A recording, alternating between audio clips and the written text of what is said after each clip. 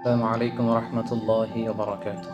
ওয়ালাইকুম আসসালাম রাহমাতুল্লাহি ওয়া বারাকাতুহু। সম্মানিত সুধী, আমি একটা টপিক নিয়ে আজকে আপনাদের সাথে কথা বলতে চাই। সপ্তম শ্রেণীর পাঠ্য বইয়ের আলোচিত ইস্যু শরীফ থেকে শরীফা হওয়ার গল্প। নতুন কারিকুলামে লেখা এই গল্প থার্ড জেন্ডার নাকি ট্রান্সজেন্ডার এ নিয়ে চলছে আলোচনা। সামাজিক যোগাযোগ মাধ্যমে তর্ক বিতর্কে জড়াচ্ছেন অনেকেই। এবার এই ইস্যুতে মুখ খুলেছেন ইসলামিক স্কলার মিজানুর রহমান আজহারি। সবচেয়ে আলোচিত ঘটনা সপ্তম শ্রেণীর পাঠ্য বইয়ের শরীফার গল্প।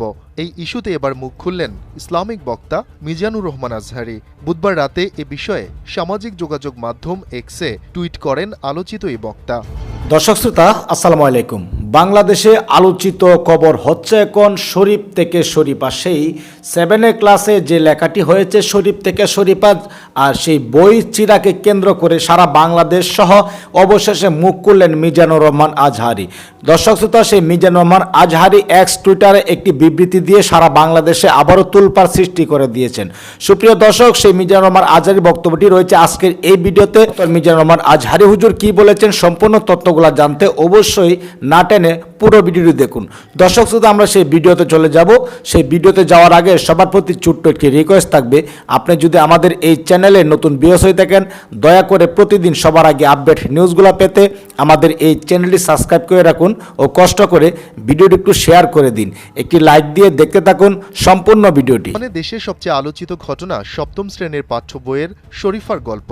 এই ইস্যুতে এবার মুখ খুললেন ইসলামিক বক্তা মিজানুর রহমান আজহারি। বুধবার রাতে এ বিষয়ে সামাজিক যোগাযোগ মাধ্যম এক্সে টুইট করেন আলোচিত এই বক্তা। টুইটে আজহারি প্রশ্ন রাখেন, কোনো শিয়াল যদি নিজেকে মুরগি মনে করে তাহলে কি শিয়ালকে মুরগির সাথে রাখা যাবে? উত্তরটিও দেন তিনি, বলেন অবশ্যই না। রাখলে মুরগি যেমন তার অস্তিত্ব হারাবে, ঠিক তেমনি এই রূপান্তর মতবাদের কারণে নারী পুরুষের প্রাকৃতিক বাইনারিও অস্তিত্বের হুমকিতে পড়বে। পোস্টে আজহারি আহ্বান জানান, দেশের কোমলমতি শিশুদের ফিতরাত কলুষিত করার, মানব অস্তিত্ব বিধ্বংসী এ মতবাদকে স্পষ্ট ভাষায় না বলার, দল মত ধর্ম বর্ণ নির্বিশেষে সরব প্রতিবাদ জানানোর। তিনি বলেন, পশ্চিমা এই অসভ্যতার বিস্তার রুখে দেওয়ার সময় এখনই। বিকৃত মনস্করা যেন মনে না করে দেশের সুস্থ মস্তিষ্কের মানুষ প্রতিবাদের সামর্থ্য হারিয়েছে। এর আগে গেল 19 জানুয়ারি রাজধানীর কাকরাইল ইনস্টিটিউট অব ডিপ্লোমা ইঞ্জিনিয়ার্সে এক অনুষ্ঠানে সপ্তম শ্রেণীর বইয়ের মানুষে মানুষের সাদৃশ্য ও ভিন্নতা অধ্যায়ে শরীফার গল্প নিয়ে সমালোচনা করেন আসিফ মাহতাব। সে সময় প্রকাশ্যে গল্পের ওই অংশের পাতা ছিঁড়ে প্রতিবাদ জানান তিনি। এরপরই গেল রোববার রাতে ব্র্যাক বিশ্ববিদ্যালয়ের পক্ষ থেকে আসিফ মাহতাবকে আর ক্লাস না নিতে যাওয়ার জন্য জানিয়ে দেওয়া হয়েছে বলে এক ফেসবুক স্ট্যাটাসে জানান আসিফ নিজেই। কারণ দর্শানো ছাড়াই চাকরি থেকে অব্যাহতি দেয় ব্র্যাক বিশ্ববিদ্যালয় কর্তৃপক্ষের ওপর ক্ষুব্ধ হয় আসিফ মাহতাবের সমর্থকরা। এই ঘটনায় সামাজিক যোগাযোগ মাধ্যমে শুরু হয় ব্যাপক তোলপাড়।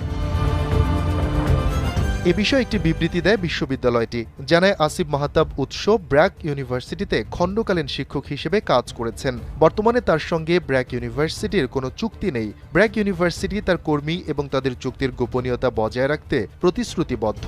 ক্যাম্পাসে সবার মাঝে সহযোগিতামূলক, অন্তর্ভুক্তিমূলক এবং সৌহার্দ্যপূর্ণ আচরণকে উৎসাহিত করার পাশাপাশি ব্র্যাক ইউনিভার্সিটি তার শিক্ষক শিক্ষার্থীদের মত প্রকাশের স্বাধীনতাকে শ্রদ্ধা করে বলে জানানো হয়।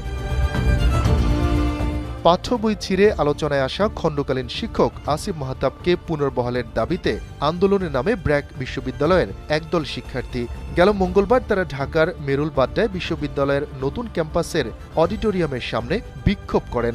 এদিকে শরীফার গল্প নিয়ে বিভ্রান্তি থাকলে এনটিসিবির সঙ্গে আলোচনা করে সংশোধন করা হবে বলে জানিয়েছেন শিক্ষামন্ত্রী মহিবুল হাসান চৌধুরী। সুপ্রিয় দর্শক শ্রোতা, আপনারা সেই ভিডিও পরিস্থিতি দেখতে পেলেন। সেই শরীফ থেকে শরীফা হয়ে যাওয়ার গল্পটি এখন রীতিমতো সারা বাংলাদেশে তোলপাড় সৃষ্টি করেছে। দর্শক শ্রোতা, সেই মিজানুর রহমান আজহারি হুজুরের যে বিবৃতি, সেই বিবৃতিটি আপনার কাছে কেমন লাগলো অবশ্যই কমেন্টস করে জানিয়ে দিবেন। দয়া করে ভিডিওটি শেয়ার করে দিবেন। সবাই ভালো থাকুন, সুস্থ থাকুন। দেখা হবে আবারও পরবর্তী নতুন একটি আপডেট নিউজ নিয়ে। আল্লাহ হাফেজ।